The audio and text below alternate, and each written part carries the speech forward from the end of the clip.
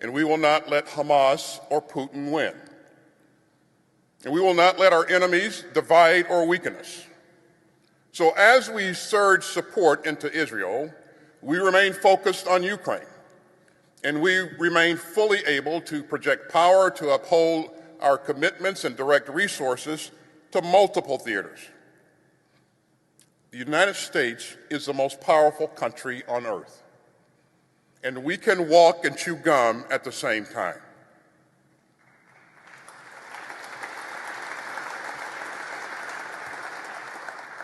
This is my video update on this Sunday afternoon, December the 3rd. Let's talk about some news. And let's start things off with a New York Times article, which claims that the big super duper counteroffensive that offends me and offends you and offends everybody here in downtown Athens, Greece, that the super duper spring summer counteroffensive still has a chance at success. The New York Times, they have an article with the title, Crossing the Dnipro, What a Ukrainian Military Operation Might Mean. Ukrainian troops have taken positions on the east bank of the Dnipro River, posing a threat to Russia's dominance of the region. Here is a look at the battlefield and the strategic implications. The New York Times says the ultimate objectives of the Ukrainian campaign remain unclear. Is it aimed mainly at unbalancing Russian forces, using limited assaults to force the Kremlin to move troops to the area, hoping to create weaknesses along other parts of the front? Or does Ukraine have more ambitious objectives, like trying to mount a major cross-river assault aimed at taking back a substantial amount of territory and dramatically reshaping a front line that has barely moved in a year? So is this operation in Kherson, is it aimed at diverting Russian resources away from the front line? A very clever plan from the Elensky regime. Or is it possibly all about building a bridgehead, creating a bridgehead, and using that bridgehead to eventually make a move towards Tokmak or Melitopol, the Sea of Azov, or even Crimea? Is that the actual objective of this Dnipro crossing? It's a very, very good question that the New York Times poses. A very good question. I have a different take on the objectives of this Dnipro crossing. The objective from the Elensky regime is to create the illusion that Ukraine still has some juice in its counteroffensive, so that Elensky can secure more money and more military aid from the collective West. That is the objective of this operation. Elensky has no problem sending Ukraine military into a trap, into their certain annihilation, if it means that he can fool US and EU politicians into actually believing that the counteroffensive has not just quite yet wrapped up, so that Elensky can then ask for more money. That is the objective of this operation. That is why Elensky is sending a couple of hundred Ukraine military into this river crossing and directly into Russian artillery, which is waiting for them. That is the purpose of this operation, New York Times. But New York Times doesn't want to say that, because New York Times, they're playing along with the charade that this operation may actually divert Russian resources to Kherson, or that this operation may actually amount to something much bigger than what it is, which is a couple of hundred people stranded across the other side of the Dnipro, with the Russian military raining artillery down on them. So the reason the New York Times is playing along is because the New York Times is trying to help out the Biden White House so that they can get more money to Project Ukraine. And we had Mr. Kirby. I don't really remember Mr. Kirby's position at the White House. It's a very long and complicated title that Kirby has at the Biden White House, but he is there to spit out propaganda. And every once in a while, Kirby cries on camera. He has been known to shed a tear on camera, but Kirby told the media that time is running out for Ukraine cash. Washington needs to secure additional funding before it gets really hard to continue propping up Kiev, Kirby admitted. So Kirby said, and I quote, "We have more work to do in support of Ukraine, and we need Congress to take action to pass additional supplemental funding so that we can keep providing Ukraine with air defense assets." Do you guys see what I'm seeing on the screen? So we can keep providing Ukraine with air defense assets, assets. Okay, the protection, equipment, and the backup supplies that they need, Kirby stated. The window of opportunity for securing the funding is getting narrower, the official admitted, urging Congress to allocate it finally. The supplemental funding is important. We didn't pull those figures out of thin air. We need that funding. We continue to urge Congress to pass that supplemental as soon as possible. So stories like this for the New York Times, it helps the Biden White House make the case to Congress that they need that money. You see, Ukraine still has a chance in Kherson. They still have a chance of getting to Crimea and splitting up the Russian forces. If we only had $60 billion, or if we only had $160 billion, then Ukraine would be able to achieve its goals. And never forget 10% for the big guy. So that is the statement from Kirby. Is this really how you fight a war? Is this really how you win a war?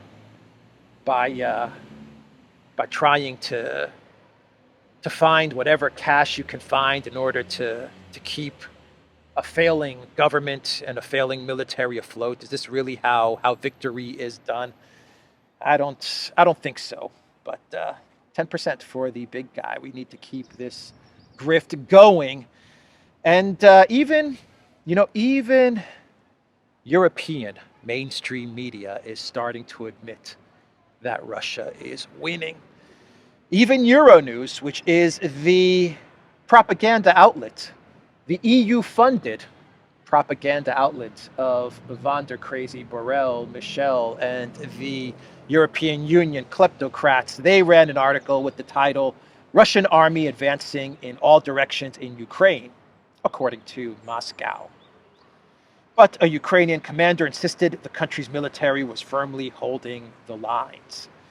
So Euronews is basically saying that they're letting the people of Europe, whoever reads Euronews, the 5 people that actually read Euronews, they're letting those 5 people know that it looks like Russia is advancing across the entire front line. But this is according to Moscow. Ukraine is saying that they're okay, that things are okay, but we're kind of easing everybody into the reality that Ukraine is losing and is going to lose this war. And Der Spiegel, they're easing the German population into this reality of a Russian victory and a Ukraine defeat. And Der Spiegel, they ran with an article in German, but Google translated, with the title, "Why Putin Has Every Reason to Be Happy with Himself. President Putin says his country has become stronger since the invasion of Ukraine. Unfortunately, he is right. His semi-totalitarian rule and even the economy are stable. That's why he doesn't even think about quitting." Well, we do have a bit of progress because they don't call Putin full totalitarian. He's now semi-totalitarian, if this translation from German is accurate. But Spiegel, Der Spiegel, they say in this article that the Putin, is winning. The Putin is looking like the winner of this conflict. They say unemployment is at a low level. Russia's construction industry is even reporting records. This means that the economic collapse, so long awaited in the West, will not happen. The country is circumventing sanctions with the help of China and other partner countries. And they're very sad at the fact that they weren't able to destroy Russia, to collapse the Russian economy, and to balkanize Russia, and to plunder and pillage Russia's resources. They're very sad about that. And this article is a kind of admission from German media that the conflict in Ukraine, Project Ukraine, was never really about Ukraine. It was all about defeating, balkanizing, plundering Russia. And they haven't been able to achieve that. And they're very, very sad. The government of Schultz, Baerbock, Habeck, the German elite globalist class, von der Crazy, they're upset at the fact that their plan to destroy Russia has failed. Using Ukraine to destroy Russia has failed. That is the admission from Der Spiegel. And things are going very, very bad for Elensky. And it's not really even about weapons, ammunition, 155 mm shells, though. Ukraine is experiencing shell hunger, is what they call it. Ammo shell hunger. That's a huge problem, but that's not the real big problem for the collective West and for their proxy army in Ukraine. The problem that the collective West has and NATO has with their proxy army is that their proxy army is no more. It's being depleted. Their third proxy army is being annihilated by the Russian military, and it's getting so bad that women are starting to appear on the front lines more and more. Every single day, I am seeing more videos, more images of Ukraine women being sent to the front lines. And this is horrific. This is an absolute tragedy. I've never seen anything like this. I don't remember seeing or reading anything in history like this, where a country not only sacrifices its soldiers, its men, but is now sacrificing its women as well. This tweet from Bryce Green: they threw their men into the meat grinder because they refused to negotiate an obvious solution. Now they're gearing up to destroy generations of women as well. A tragic story. And he's reposting a tweet from Ukrainian Squad, which is a pro-Ukrainian Twitter account, which is cheering on the fact that women are being sent to the front line. Ukrainian women are moving to the front lines to defend their freedom. God bless these brave heroes. An absolute tragedy. An absolute tragedy. The Kiev Independent, they have an article with the title, Elensky acknowledges need for greater war mobilization as manpower slumps. This article is from yesterday, December the 2nd, and it is coming from the Kiev Independent, admitting that Ukraine is coming towards the end of having an actual military to put on the battlefield. 17-year-olds to 70-year-olds and women. That's going to be the big mobilization that's coming. And even the photo is interesting. This is from the Kiev Independent. We're talking pro-Ukraine, pro-Elensky outlet. Even their featured image is very interesting. It shows a very nervous Elensky drinking water. You can tell it's trying to show an Elensky that's coming towards the end of the line. So that is from the Kiev Independent. And let's now talk about. Well, let's do this. Let's talk about the cast of characters from the Maidan coup in 2013, 2014, the Obama EU sponsored coup in Ukraine, and we'll talk about some of the cast of characters from that coup because they're making news today.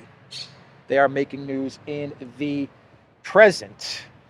And we can start things off with the ambassador of Ukraine at the time of the Maidan coup, and the U.S. ambassador who was on the other line of the telephone conversation with Cookies Nuland when Nuland said F the EU.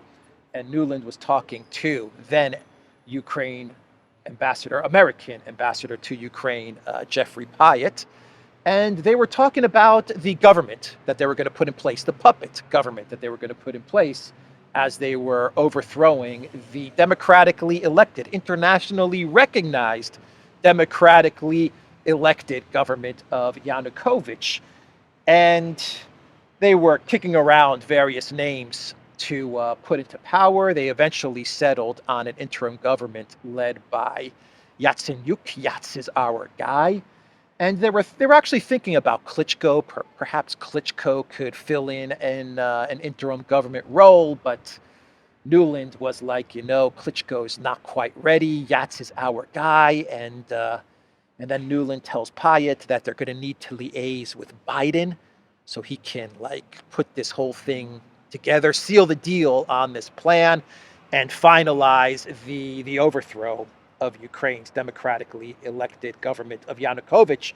Anyway, Pyatt, he was ambassador, the U.S. ambassador in Greece for 5 years, and he's not ambassador here anymore. I believe now he's something like an energy. He's part of Biden's energy department, or a head of energy, or something like that in the Biden White House, resources, energy, something like that.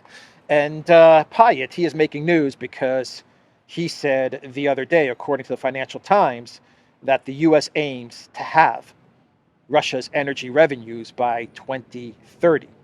So Pyatt, he's a super Russia-hating neocon, and he's very good at what he does. And now his role in the Biden White House, in the deep state, is to work to have Russia's energy revenue by 2030. That is his new pet project. Washington is aiming to have Russia's oil and gas revenues by the end of this decade, a senior U.S. diplomat has said. That is Jeffrey Pyatt, arguing Western sanctions on Moscow will need to be maintained for years to come, or until the EU is economically completely destroyed. Now, Pyatt didn't say the last line, until the EU is economically completely destroyed. That's the analysis and commentary from this tweet by Matt Nielsen. But he's right. As long as the leaders of the European Union are on board with their own self-destruction, which for now it appears that most countries, not all countries, but most countries are on board with their own self-destruction. As long as they're on board with this plan, then the neocons and Nuland and Pyatt, they will happily destroy Europe if it means that they have a chance of damaging, of hurting Russia. And worst case scenario for the neocons, for the United States, even if they don't destroy Russia, they remove a competitor in the European Union, in Germany. They remove a competitor. They make Europe 100% into a vassal of the United States, 100% dependent on the U.S., and 100% dependent on U.S. resources, U.S. Natural gas, for example, LNG. So even if they're not able to completely damage Russia by 2030, damage Russia's energy revenues by 2030, the consolation prize is that they get a very broken, very weak Europe, 100% dependent on the United States. Now, the neocons see this as a good thing. I see this as a very bad thing because it means that for the citizens of the United States, they are going to have to take care of Europe for many, many decades to come. So that's the plan from Pyatt and the neocons. And from Pyatt, we can now talk about another man in the middle of the action during the 2014 Maidan coup, and that is Klitschko, who is now the mayor of Kiev. And yesterday he gave an interview, and Klitschko, who is a great boxer, by the way, a great boxer, not very put together up there, but he got the position of mayor. He wasn't put in as the interim prime minister, but they gave him the position of mayor of Kiev, Nuland, and the neocons after the successful coup in Ukraine, and he's remained as mayor of Kiev, and he told the I'm not even sure what outlet, Der Spiegel. He told Der Spiegel, very active these days. He told Der Spiegel in an interview that Ukraine is on the path to authoritarianism. There is only one independent institution left, local authorities, and they are under enormous pressure. Klitschko said that during the conflict, the central government has been communicating poorly, if at all, with local authorities. That is what Klitschko told Der Spiegel, and he said, in a year and a half since the beginning of the conflict with Russia, there has not been a single meeting or telephone conversation between the city of Kiev and Ukrainian President Elensky. At some point, we will get to the situation where everything depends on the mood of a single person. Quite a statement from Klitschko. Throwing Elensky under the bus like that. Elensky, the authoritarian, the dictator Elensky, that is what Klitschko is saying. He's had no communication. He's the mayor of Kiev, and he said he's had little to no communication with Elensky, who's probably down the street from where he is.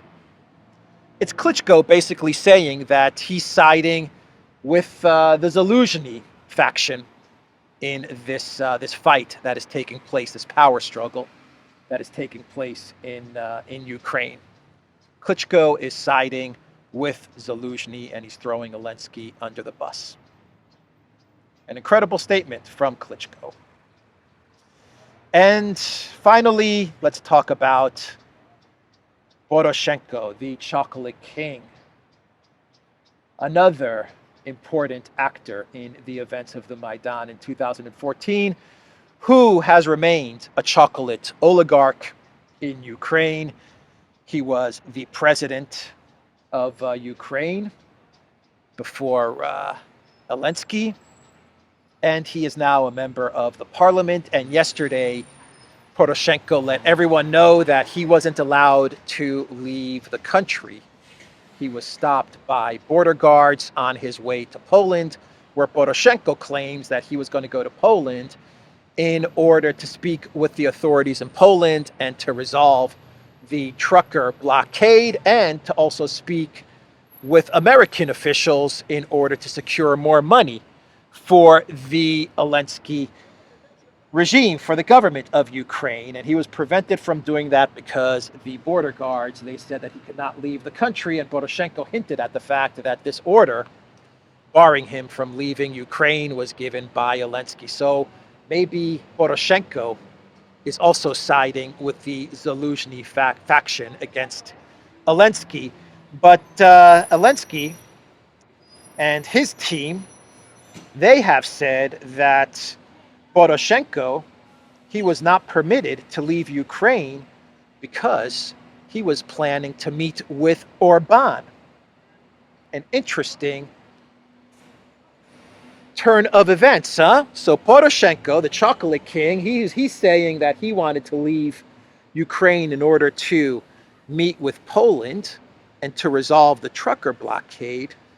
And Elensky is saying that Elensky and the SBU, Ukraine Intel, they are saying that Poroshenko was barred from leaving Ukraine because he was planning to hold a meeting with Orban. And they say that Poroshenko meeting with Orban would have looked bad for Ukraine because Orban is an ally of the Putin. So that is why they barred Poroshenko from meeting with Orban. Now, if Poroshenko was really going to meet with Orban, what would a parliament member be doing meeting with the leader of Hungary? That's not right. That doesn't happen. Presidents meet with presidents, presidents meet with prime ministers, but a parliament member going on his own to meet with the prime minister of Hungary? That doesn't happen. I don't think Hungary was going to be meeting with Poroshenko. I don't think Orban would break protocol like that and meet with a parliament member. That doesn't happen. So someone is lying, or maybe they're both lying. Maybe Poroshenko and Elensky are lying.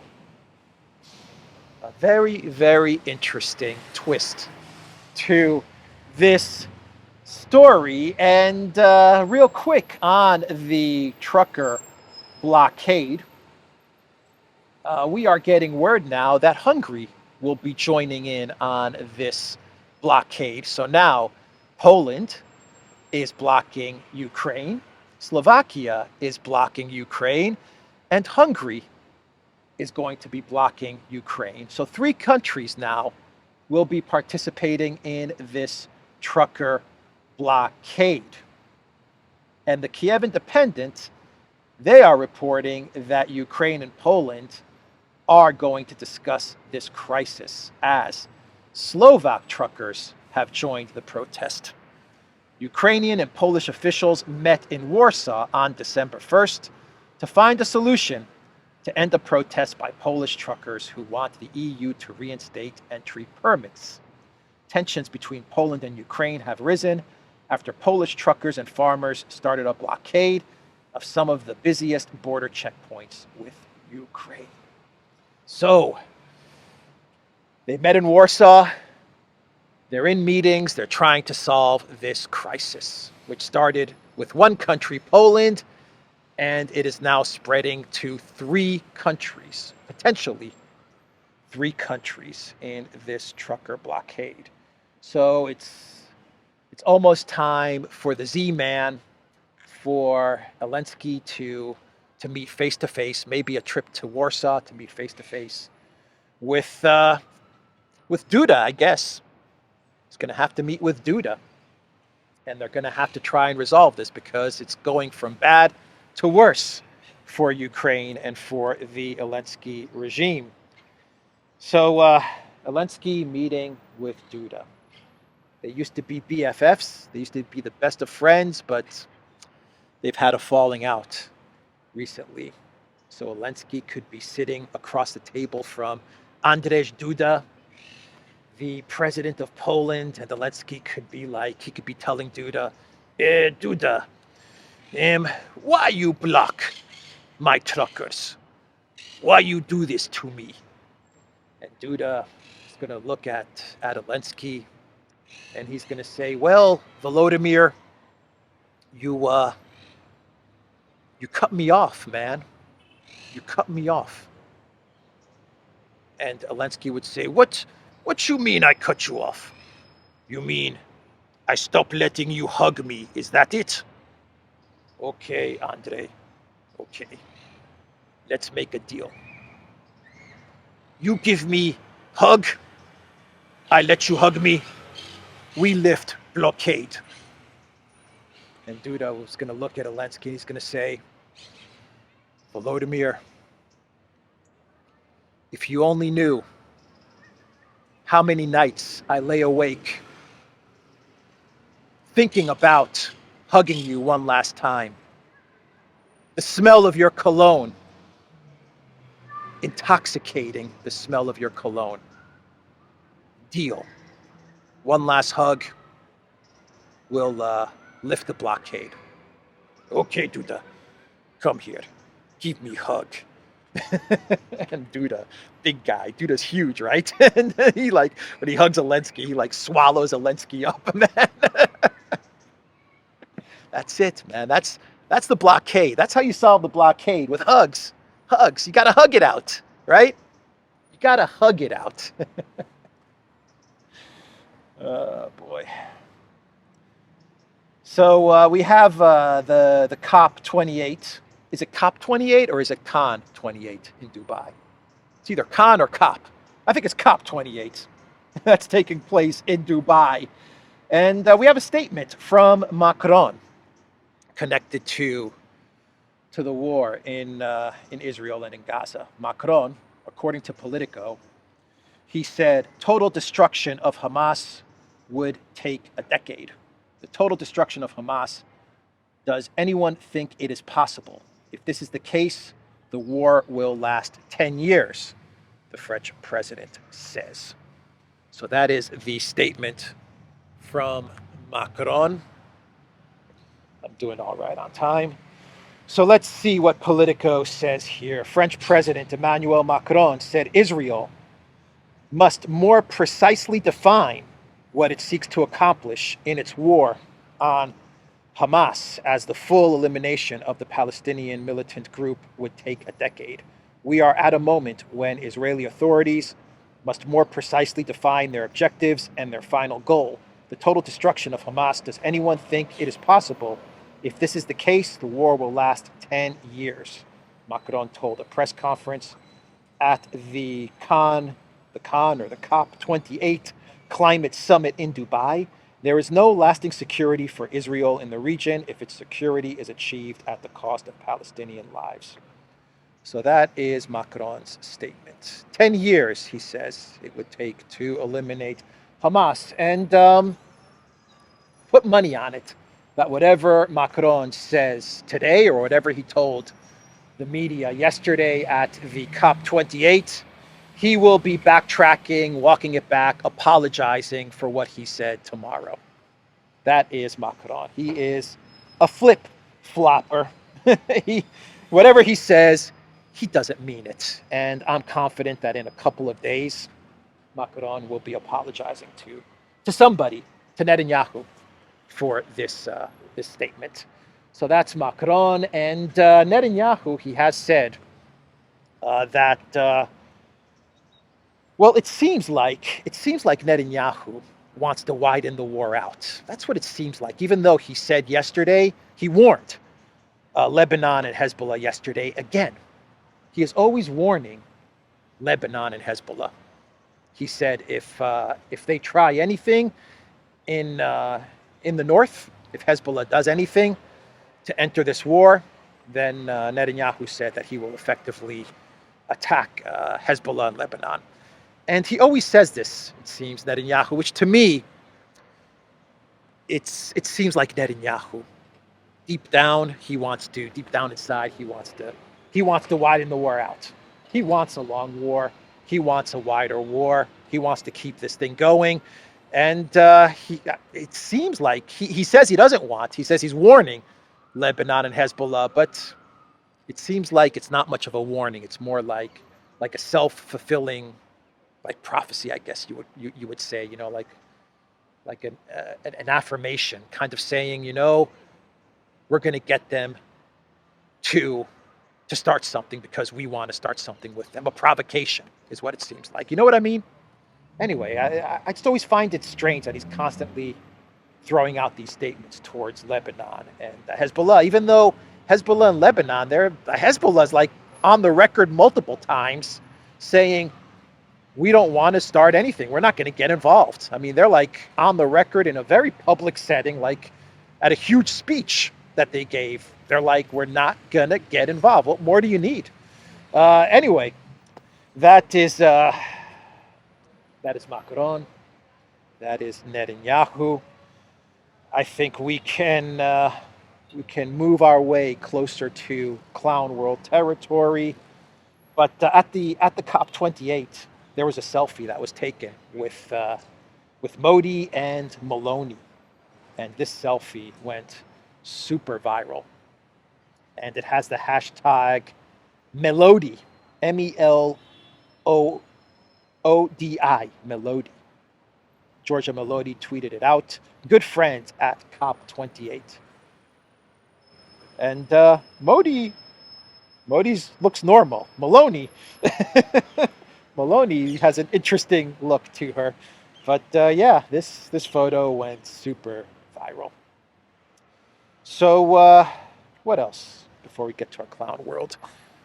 Or should we get to our clown world? I think I could do one more quick story. There still is a lot of talk about the Elgin marbles.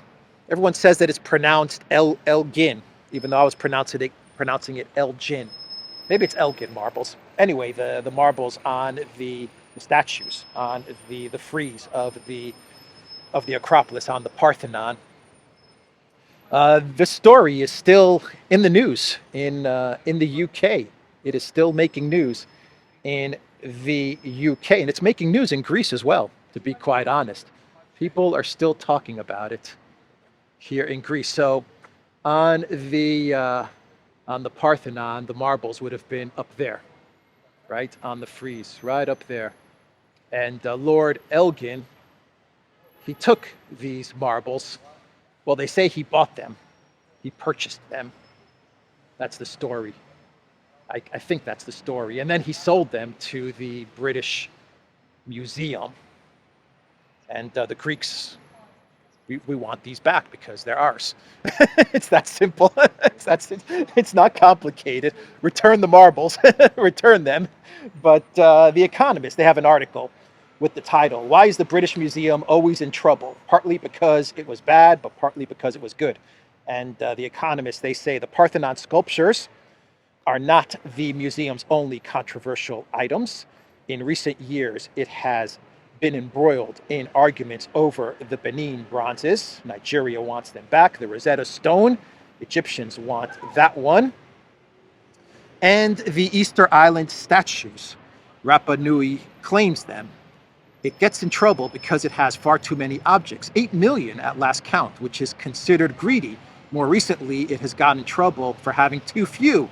It let 2,000 items get stolen, which is clearly incompetent.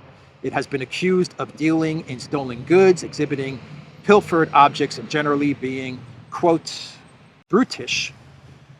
Not without cause, many of its objects have objectionable backstories. Lord Elgin removed parts of the Parthenon so carelessly that they fell to the ground and shattered.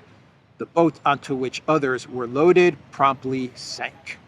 So The Economist, they talk about this dispute between Greece and the UK. And The Guardian, they even ran an article with the title, "Rishi Sunak's snub boosts Greek hopes for return of marbles. PM's blunder highlights the issue of the disputed Parthenon sculptures, fueling campaign to send them home to Athens." So yeah, Sunak really messed up by not meeting with Mitsotakis. That was just a bonehead move from Sunak, because it really did get Greeks fired up about getting the marbles back, getting the statues back to Greece. He should have met with Mitsotakis. I don't know why Sunak canceled the meeting. What a child Sunak is. What a child. Boy, oh boy. But yeah, so, the media in Greece, one newspaper, boy, did they really lay into Sunak here in Greece. They told Sunak to, well, you can see it up on the screen, what they told Sunak to do. So, yeah, that was a huge error on the part of Sunak. It really shows what a bonehead he is. But yeah, return those statues. It's time to return those statues. So, yeah, I'm in an interesting spot to talk about the statues, huh? So let's do a clown world and we'll wrap this video up.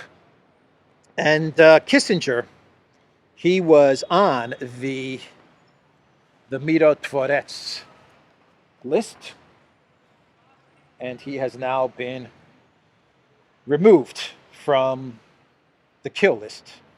Ukraine removes Kissinger from kill list. The veteran U.S. diplomat who died on Wednesday had been added to the Peacemaker database for allegedly spreading anti-Kiev narratives. So he was on the list, and he passed away a couple of days ago. And from what I understand, the Mirotvorets website that has this database, they marked Kissinger as deceased now on the database. Usually they mark people as liquidated, is I think the word that they use. But they had Kissinger on this list, this Peacemaker site, which from what the site says, this is what the site says on the top right, is they say they have, or the top left, they say Langley or USA Langley in Warsaw. I don't quite know what that means for the Mirotvorets, but I don't know why they have those two locations there. Anyway, that's the video, everybody. theduran.locals.com. We are on Rumble, ODYSEE, BitChute, Telegram, Rockfin, and Twitter X. And go to the Duran shop, 20% off. Use the code TheDuran20.